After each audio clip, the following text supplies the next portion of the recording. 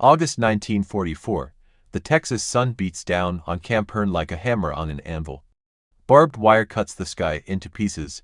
A military truck rumbles to a stop, dust swirling in the heat. 12 German women climb down, bones showing through their gray uniforms, eyes hollow with fear. They know what's coming. The Nazi radio told them everything. Americans are monsters. They will beat you, starve you, work you until you drop dead in the dirt. But then a cowboy in a dusty hat walks over. He looks at them for a long moment. His face is sunburned and lined, and when he finally speaks, his voice is quiet. Almost kind. "You're too thin to work," he says. The women freeze. Too thin to work, that doesn't make sense. Work is the one thing they're certain the Americans will demand. Behind the fence, a horse snorts. A windmill creaks in the wind. The air smells like hay and leather, not like the cruelty they were promised. These 12 women came to Texas expecting hell.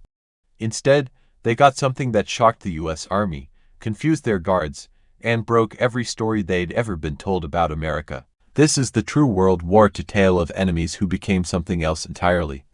Something the rule books never planned for. If you want more powerful war stories that show you the truth behind the headlines, please subscribe and hit that like button.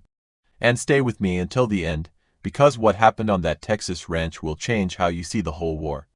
To understand why a Texas rancher once said those impossible words, "You read too thin to work," we need to go back a few months, back to the scorching heat of North Africa, where everything started falling apart. Early 1944, the Desert War is ending badly for Germany. Under a brutal sun, German field hospitals go silent. Radio posts stop transmitting. The front has collapsed like a house of cards. British and American trucks roll forward, churning up sand that still reeks of gunpowder and diesel fuel. Among the thousands captured in Tunisia, there's a small, strange group. 12 German women, nurses, clerks, radio operators. Not one of them ever fired a shot in combat, but they all wear the uniform of a regime that promised them victory and gave them defeat instead. From the first moment of capture, fear walks beside them like a shadow. For years, Nazi propaganda has filled their heads with nightmare stories. Americans are cruel, they were told, animals in human clothing. They will use you like slaves, starve you, work you to death in the sun. One woman, Greta, will later write in her journal, "We believed we would be treated worse than dogs. We thought we would never see home again. The cruel joke is this: they were terrified of a country that will actually feed them better than their own collapsing army ever could." The women are separated from the male prisoners, counted, listed, moved like cargo across the desert. By 1944, more than 400,000 German prisoners are being held in the United States. But female prisoners are rare, so rare that even veteran guards stop and stare. To the American officers, these 12 women are a problem wrapped in a puzzle. How do you move enemy women safely across an ocean crawling with German submarines? Trucks carry them to a North African port that stinks of rotting fish, hot metal, and ship fuel. They march up a gangway into the dark belly of a converted transport ship. Below deck, the air is thick enough to choke on. Oil and sweat. The steel walls sweat with moisture. Hammocks swing in tight rows. At night, the engines roar so loud that even prayer gets swallowed by the noise. The food is simple and strange. White bread instead of the dark bread they know. Thin soup. Coffee that tastes burned.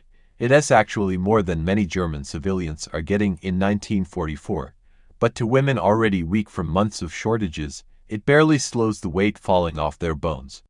Lisa, a clerk from Stuttgart, remembers thinking, "If this is just the beginning, what will we look like at the end?"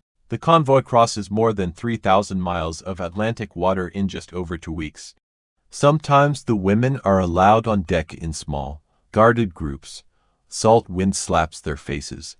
They see other ships on the horizon, gray shapes moving in long lines, a floating factory of war. In 1943 alone, American shipyards built over 1,000 Liberty ships. Now that industrial tide is carrying even its enemies across the ocean. When land finally rises ahead, it doesn't look like the bombed, ruined coast they know from Europe. Cranes reach into the sky. Warehouses line busy docks. Behind them, faint in the distance, tall buildings rise. Smoke that smells like coal, not burning cities.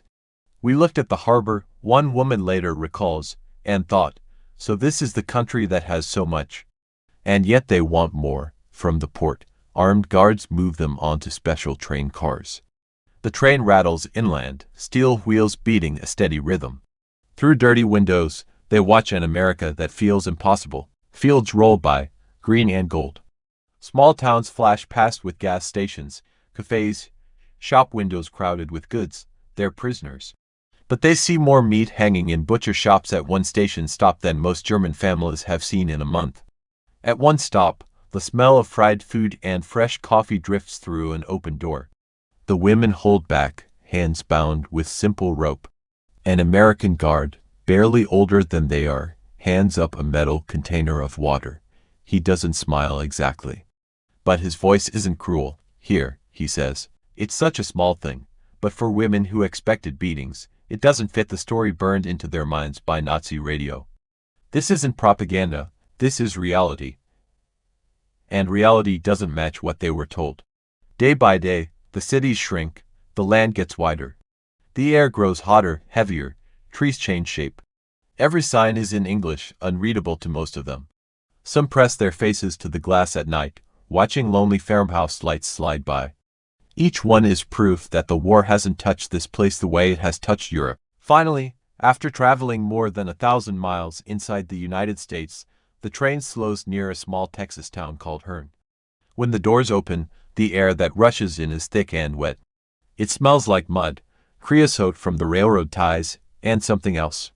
Dust on dry grass.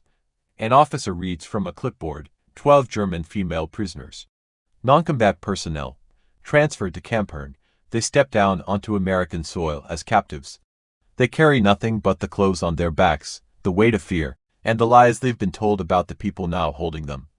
Beyond the tracks, beyond the wire, another kind of problem is growing.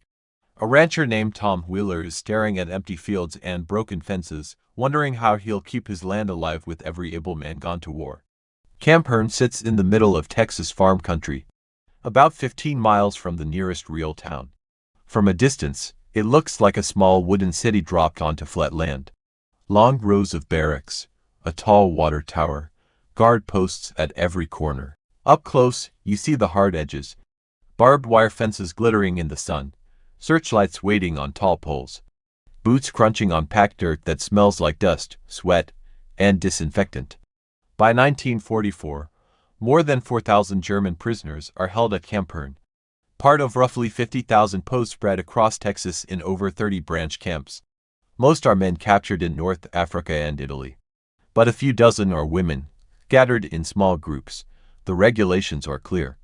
Prisoners can be used as labor, but only under guard, only in daylight, only for approved tasks.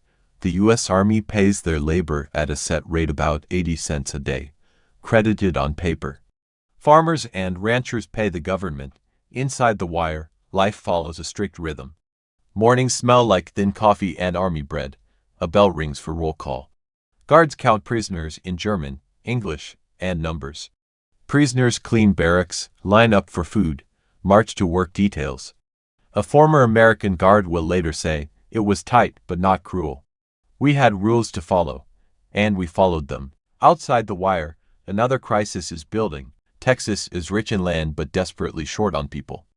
By summer 1944, more than 1 million Texans are in uniform. On many farms, almost every able man between 18 and 35 is gone, either fighting in Europe or dying in the Pacific. Cotton fields go unpicked, fences sag, cattle wander through broken wire. One state report warns that without extra help, as much as 20% of some crops might be lost. Tom Wheeler feels that crisis every time he rides across his ranch north of Hearne. His land spreads over 4,000 acres, pasture, small crop fields, creeks lined with scrub trees. The work never ends, mending fence, checking water tanks, moving cattle between pastures. Before the war, he had his 2 grown sons and half a dozen hired hands to help. By 1944, his sons are wearing uniforms overseas. Most of his cowboys have gone to war plants or oil fields, where the pay is better and the work is safer. The grass keeps growing whether boys go to war or not, Wheeler once tells a neighbor. He's a practical man, sunburned neck, good horse, rough hands, and more chores than daylight. When he hears in town that Camp Hearne is sending out prisoners to cut timber and pick cotton, He listens hard. Maybe that's his answer. The U.S. government runs a formal program. Farmers can apply at the county office for POW labor. They get a set number of workers for a set number of hours each day. Armed guards come with them. No weapons are given to prisoners. They eat in separate mess tents or in the fields under watchful eyes. Local newspapers carry small notices. Prisoners available for agricultural labor. Apply at county agent's office. One hot afternoon, Wheeler stops by that office. The room smells like old paper, ink, and the faint sour smell of sweat. On a bulletin board, among posters about war bonds and ration stamps, he sees a new typed sheet. 12 German women available for agricultural labor under strict supervision. He reads it twice. Women. He's heard of Italian and German men picking cotton and chopping wood. But women behind barbed wire, that's something else entirely. At home that night, over a plain supper that tastes like rationing thin meat, homegrown vegetables, coffee stretched with chicory, he tells his wife, Martha. Women, she says slowly, doing ranch work. I need hands, he answers. Right now, I don't have the right to be picky. The next week, he drives his truck to Camp Hearn. Dust boils up behind the tires. Beside him sits his foreman, a broad man everyone calls Dutch. His family came from Bavaria 2 generations back. He still speaks German. The road to the camp runs past fields of corn and sorghum. Some neat, some choked with weeds because no one has time to work them. At the camp gate, a guard checks their papers. The air is already hot, heavy with the smell of sun-baked wood and the distant mess hall, where onions and canned meat sizzle in big pans. Major Robert Stills, the camp commander, meets them just inside the wire. His shirt is neatly pressed despite the heat. He walks them past barracks and watchtowers, explaining the rules in a flat, careful voice. Work hours limited by the sun. Guards always present. No private contact, no favors. They are enemy personnel, he says. Not guests. Finally, in the narrow shade beside a mess hall, Wheeler sees them, 12 women standing in a loose line. Their gray uniforms hang off their frames. Cheekbones push against thin skin. One arm is in a sling. Another woman's hands shake, though the air is hot and still. They look less like farm workers and more like patients from a hospital Wheeler never meant to run. Greta, Lisa, Anna. He doesn't know their names yet. He only sees faces that don't match the posters he's seen of bold enemy women with strong arms and cold eyes. What propaganda promised is not what stands in front of him. This isn't propaganda. This is reality. And reality looks very fragile. Dutch speaks to them softly in German. They answer with short words, tired voices. They say they're fit for work. Dutch translates. Wheeler studies them. He thinks about barbed wire, about army rules, about his empty pastures, about how easily a thin woman could collapse in the Texas noon sun. Right there, a new idea begins to form, one that doesn't quite fit the regulation forms on the major's desk. What comes out of his mouth next surprises not only the women, but the army holding them. Wheeler stands in front of the thin line of women, hat in his hand. He looks from face to face, then down at their loose uniforms and sharp bones. When he finally speaks, his voice is quiet. Tell them, he says to Dutch, they're too thin to work. Dutch translates into German. The words hang in the hot air. For a moment, the women think it's some kind of cruel joke. Work is the one thing they're absolutely certain the Americans will demand. Greta will later write, we waited for laughter or shouting. Instead, there was only silence, and his troubled face. Major Stills frowns. They meet the requirement, he says. Regulations say all able prisoners must perform productive labor. Wheeler nods slowly. Maybe so, Major. But you send these ladies into a Texas field for 8-10 hours a day, 6 days a week, and they'll drop before the first fence line. That's not productive either. There it is. The problem. The army needs them to work. Wheeler needs help. Yet the very hunger that made them seem strong enough to send overseas now makes them useless for the kind of heavy labor the rules assume. The major hesitates. Paper orders don't mention special treatment for women. What are you suggesting, Wheeler? Let me take them, Wheeler says. I'll sign for all 12. I'll use them on the ranch. But not in the fields, not at first. I'll get some weight on them, build them up. Then they'll be more use to you and to me. Stills studies him. On his desk are neat files showing how many man-hours of prisoner labor go to county farms every week. It's a simple equation. So many men, so many acres saved, There's no line for healing first. Yet he also knows that sick prisoners mean reports, inspections, trouble. You understand, the major says at last, I cannot authorize special activities. Agricultural labor only, guarded, logged. I understand, Major, Wheeler answers, just put us down for 12 workers. That evening, Wheeler drives home under a red sky. His truck smells like dust and old leather. Martha meets him at the door, wiping her hands on a flour towel. The kitchen is warm with the smell of beans and cornbread. Simple food, but rich compared to camp rations. He tells her what he saw. The sling, the shaking hands, the hollow faces.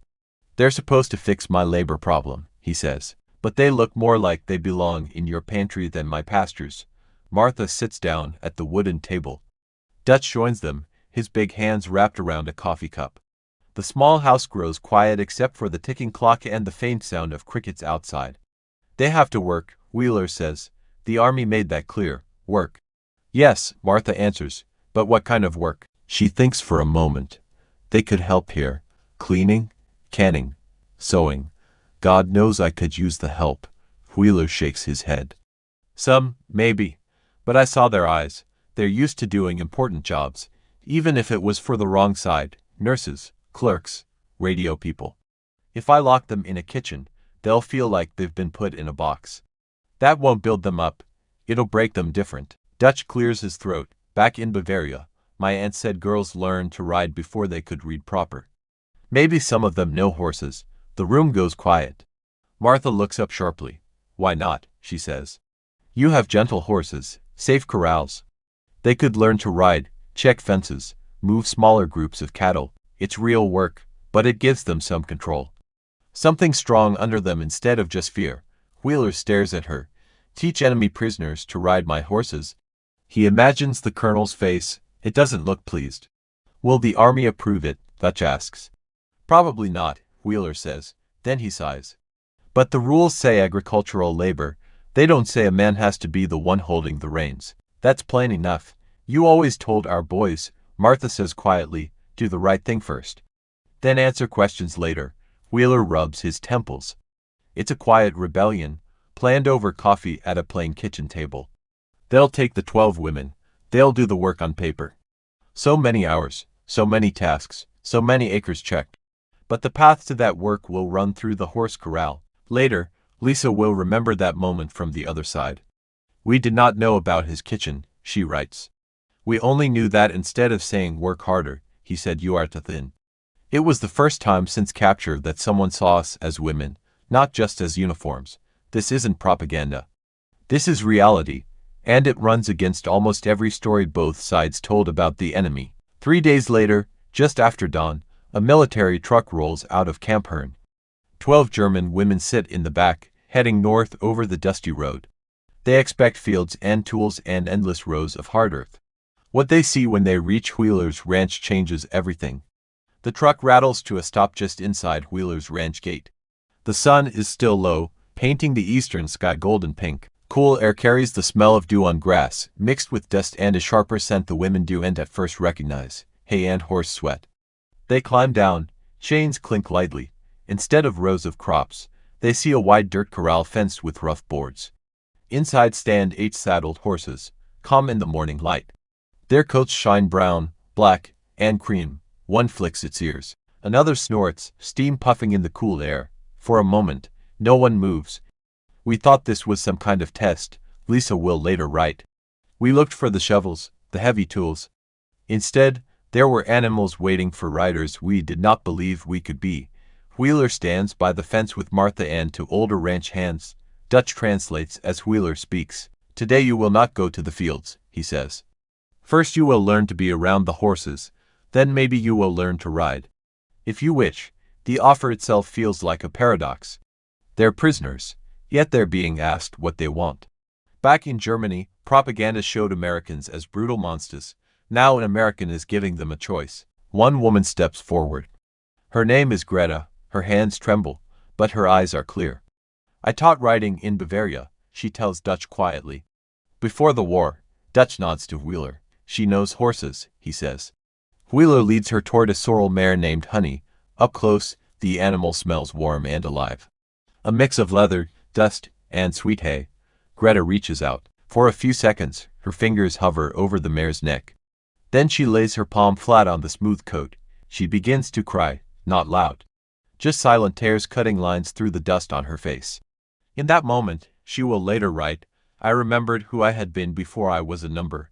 Wheeler's men show them how to brush the horses in long strokes, how to speak softly and move calmly. The stiff army boots of the guards crunch outside the fence, but the work inside is slow and careful.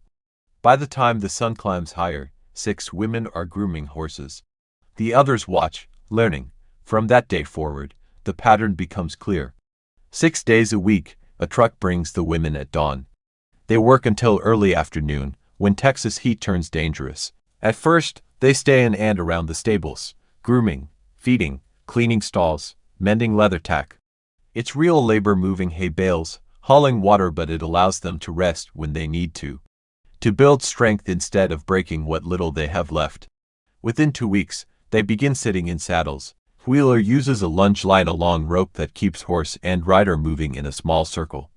The horse walks. The woman tries to find balance. Some cling tight, eyes wide. Others relax faster.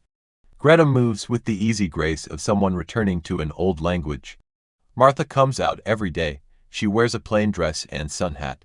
She brings cold lemonade in a big glass jar. She shows them how to braid the horse's manes, how to sit a little taller, how to laugh at small mistakes. She also talks about her sons overseas, about her own mother who came from Germany with nothing but a trunk and a recipe book. My mother said she missed the smell of the forests, Martha tells Greta one morning. Greta just nods, eyes wet, hand resting on Honey's neck. After about a month, Lisa asks if she can try riding free, without the lunge line.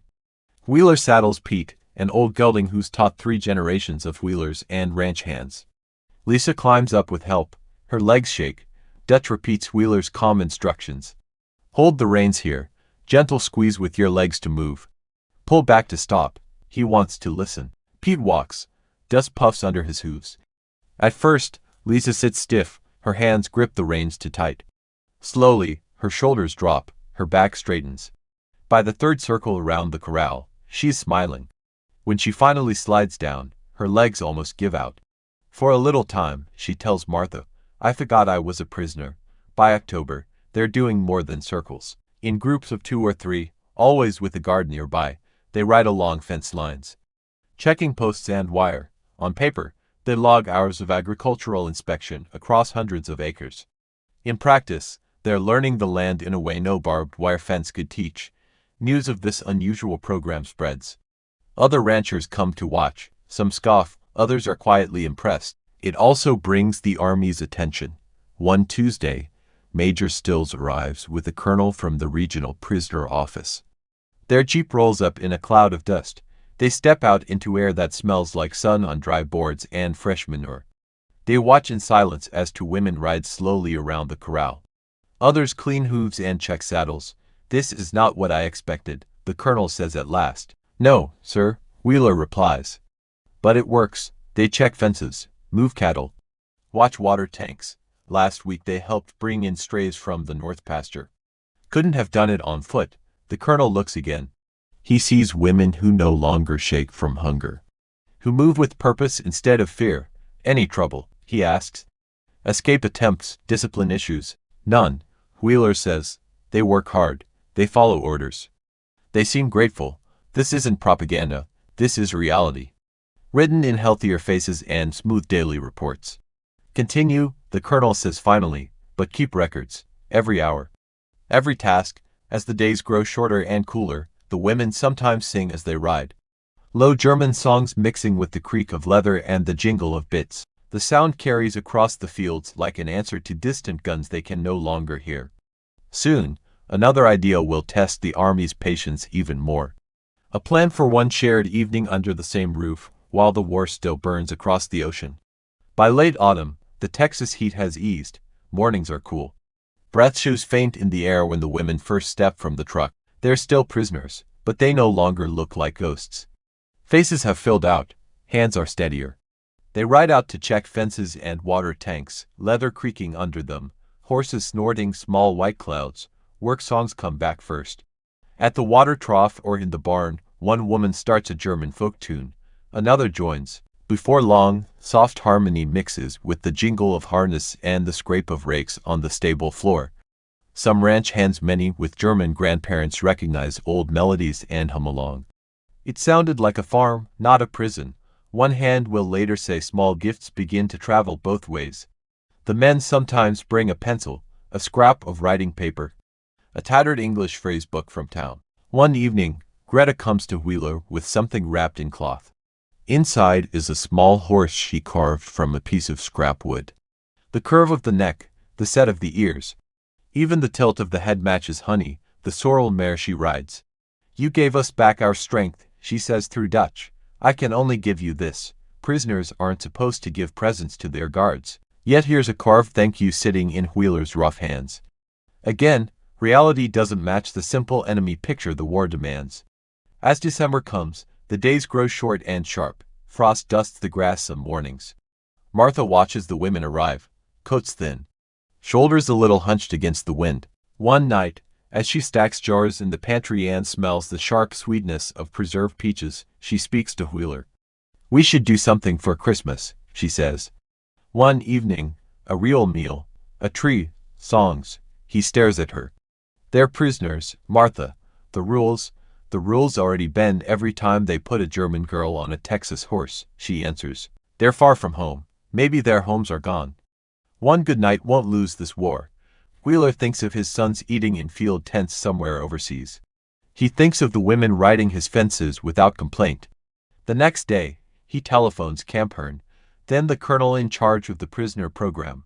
The talks take 3 days. In the end, the colonel agrees, but only with strict limits. Guards present, no alcohol, everyone back behind the wire by nightfall. On paper, it's just an approved holiday meal for a work detachment. On Christmas Eve, the truck rolls up while the sky is still pale. The women climb down into air that smells like wood smoke and cold earth. When they step into the ranch house, warmth hits them like a soft wall. A fire crackles in the stone fireplace. Pine branches hang along the mantel, bright with paper ornaments cut from old catalogs.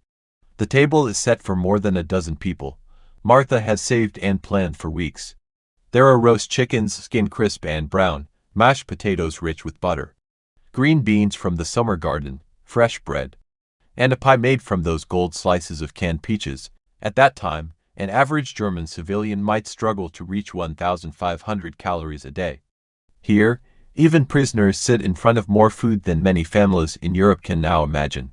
Guards, ranch hands, Wheeler's family, and the 12 German women all take places around the same table. It feels strange at first. Uniforms brush work shirts. Foreign words bump against English. Knives and forks click on plates, but hunger and warmth do their work. People begin to talk in short phrases. Dutch and one young guard from East Texas translate where they can. After dinner, Greta teaches Martha a German Christmas carol. The women sing first, voices soft but sure. The room smells like pine, smoke, and cooling gravy. When they reach the second verse, the young Texas guard joins in, using the words he learned from his grandmother. Martha covers her mouth with her hand. Later she say, "For a few minutes, I forgot which side anyone was on." Lisa will write, "For that one night, the war was outside. We were not captives and captors. We were just people who missed home." In early 1945, the mood changes again. The army now allows more regular mail. Letters come slowly, sometimes taking months, but they come. At the same time, Allied bombers are dropping tens of thousands of tons of explosives on German cities each month. The women learn what that means through ink on paper. Lisa's first letter from home says her family house in Stuttgart is gone. Burned in a raid, her mother survived and now lives with cousins in the countryside. Her father has been missing since November. She hands the letter to Martha with shaking fingers. Martha sits with her on the back steps, cold boards under them, and lets her cry into her shoulder. Greta's news is different but just as sharp. The stable where she taught children to ride has been taken by the army. The horses were slaughtered for meat during a hard winter. For 3 days, she barely speaks. She goes through the motions of work like a sleepwalker. Then on the 4th morning, she goes to Honey's stall.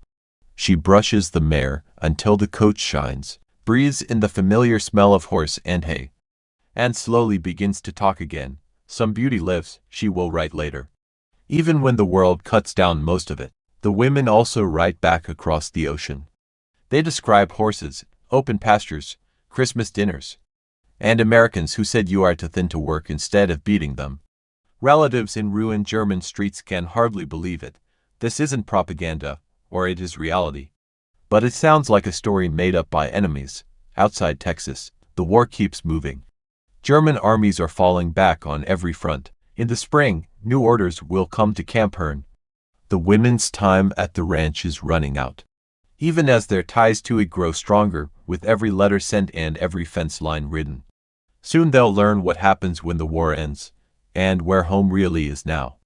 In April 1945, a rumor moves through Camp Hearn faster than any truck. Germany is collapsing. Town names the women know Königsberg, Cologne, Leipzig come over the camp loudspeakers as captured, encircled, fallen. One guard will remember. You could feel the air change.